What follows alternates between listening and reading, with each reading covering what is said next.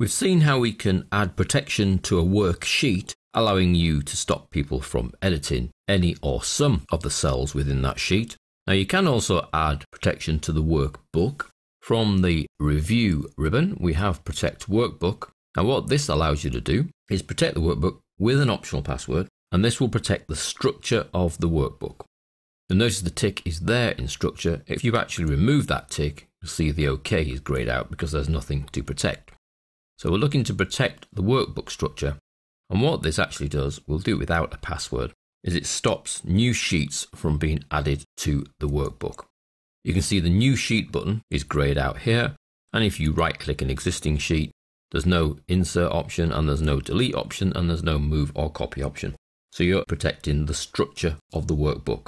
You will still need to have sheet protection if you want people not to alter the sheet structure, because protecting the workbook does not stop them from inserting new columns or new rows into the sheet itself.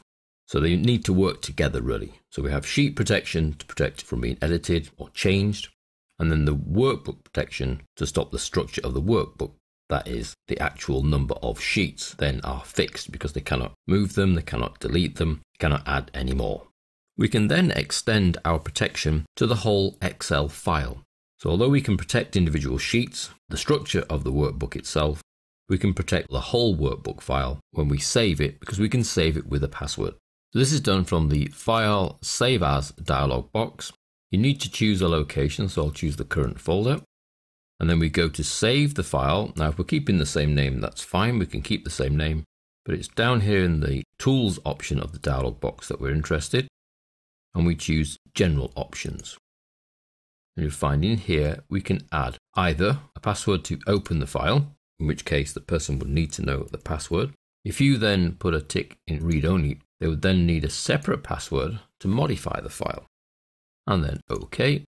You must then re-enter the password, and then the second password to modify. And then we click Save. Now, although it says we're replacing an existing file, we are effectively replacing the same file, but with different security settings. So that's yes.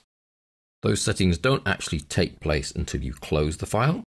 And then when we try to reopen the file, so we'll go from the recently used workbooks, the sales data 2013, then we get the password to open the file. And then, because we added a password both to open and then to modify, we're then asked for the password to modify the file. Now, if we don't know this password, we can still open this file by clicking read only, or we can enter the modify password and then click OK, and we're then opening the file with full security settings so we can actually edit and save the changes. Now we are prompted at this moment that says the author would like you to open the file as read only unless you need to make changes. Open as read only, well that's no, because I would like to make changes and I've already entered the password for modifying the file. So those security settings for opening and then for modifying the file will stay with this file when it's closed and saved until the point that you remove those passwords.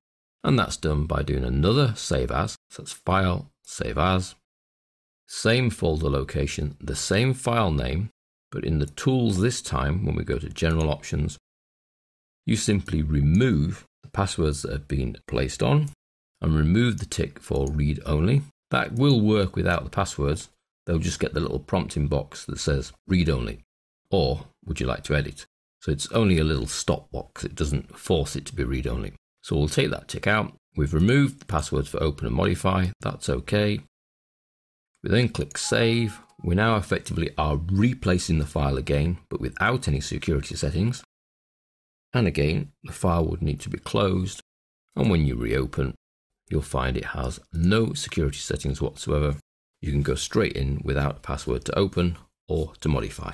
So you've got effectively 3 levels of security there. The sheet permissions that allow people to make changes to individual sheets.